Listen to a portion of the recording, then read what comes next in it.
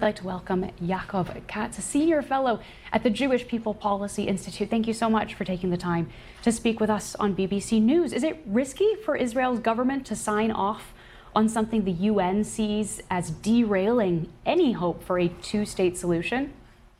Well, Claire, I would definitely question the UN here and its sincerity. It's proven to be the most disingenuous of parties and holds a double standard when it comes to Israel. With that said, I'll also just add is that the E1, this particular corridor that connects Jerusalem with these southern communities, the settlements to the south of Jerusalem, has long been spoken about and is a way for Israel to create continuity between its capital city and communities that most people understand are never going to go away, even under a potential two-state solution. But where I'll have criticism is that Israel does need to talk about what the future holds. And of course, the war in Gaza and the Hamas attack on October 7th, almost 2 years ago, its continued hold of the hostages and its war against Israel obviously makes it very difficult today to imagine one day coexistence and a Palestinian state alongside the state of Israel.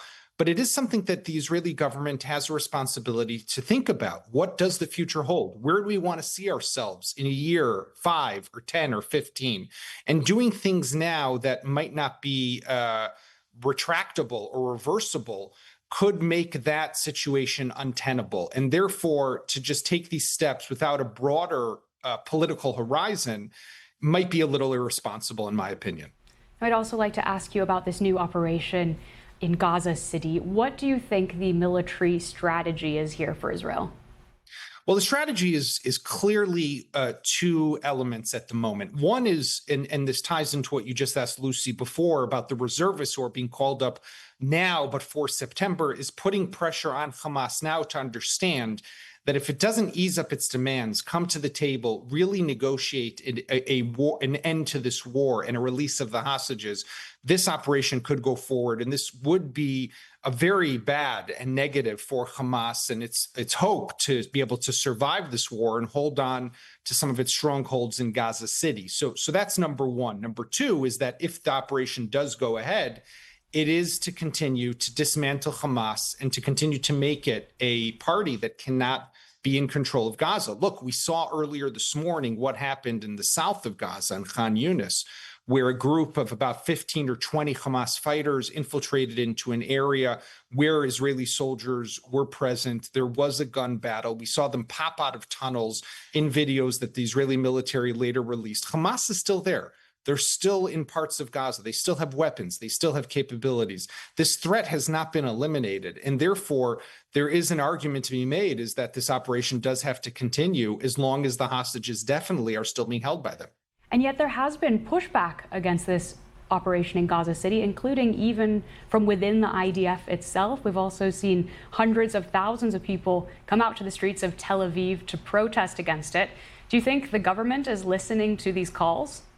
The government's definitely paying attention, Claire. You can't ignore the fact when almost about 10% of the entire country comes out to the streets like it did earlier this week and basically calls on the government. No one's saying that we should allow Hamas to remain in Gaza, but what the people want, and I'm among them in this opinion, we want to see the government prioritize the release of hostages. There are 20 people who are alive, who are still being held in Gaza, who potentially in a deal could be coming home as soon as tonight or tomorrow, if that deal is to be reached. And we have to start moving in that direction. And the thought that a deal might be possible, but the government is prioritizing this operation does give people great concern because every day that passes, and we saw this in the images and the videos that came out recently of two of the hostages, Evyatar David and Ram Borslovsky, we saw just how malnourished, how emaciated they were.